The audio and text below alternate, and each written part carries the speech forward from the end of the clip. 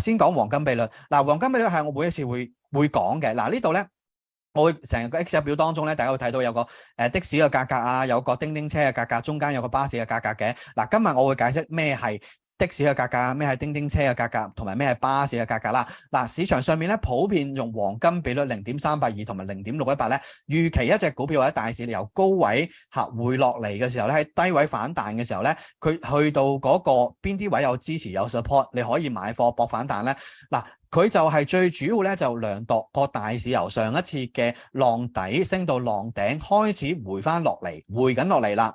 嗱，佢回落到咩位有支持咧？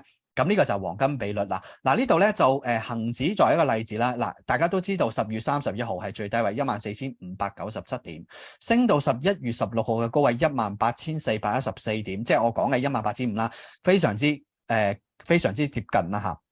咁其後開始出現一個回落調整啦。嗱，咁未來嘅支持位喺邊度？點解我成日都係會講17,300到17,000點咧？但係我用第一個支持位嘅計算咧，大約嘅的士價格咧就係用18,414減翻18,414減14597呢個嘅數值，再乘翻的士價格嘅黃金比率，即係0.382，計出嚟咧就係17,000點。所以17,000點應該係指數上面一個好大嘅支持㗎嚇。嗱，但係如果一穿啦，企唔穩啦，咁第二個支持位咧，我會攞0.618去計算咧，同樣地18,414點減翻18,414點減翻14,597點，乘翻0.618。嗱，咁計出嚟咧16,000點嘅位置，即係17,000係第一個支持，係即係叫做的士價格支持。第二個價格支持咧就叮叮車價格支持16,000點嚇。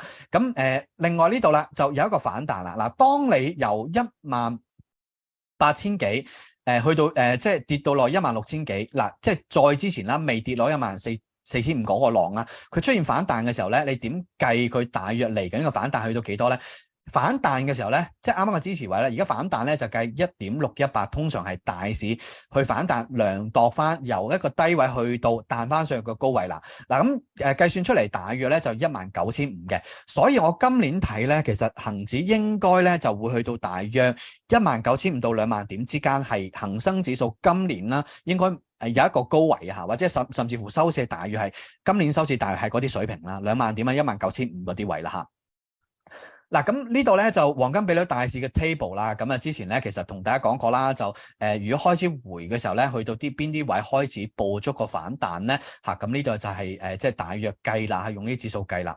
嗱，呢度咧就有個詳細個股嘅 table 啦。呢個就係港股。嗱，港股嘅 table 一樣啦，用黃金比率啱啱所講0.382、0.618啦去計啦。嗱，咁中間呢個咧巴士嘅價格咧就我用咗0.5。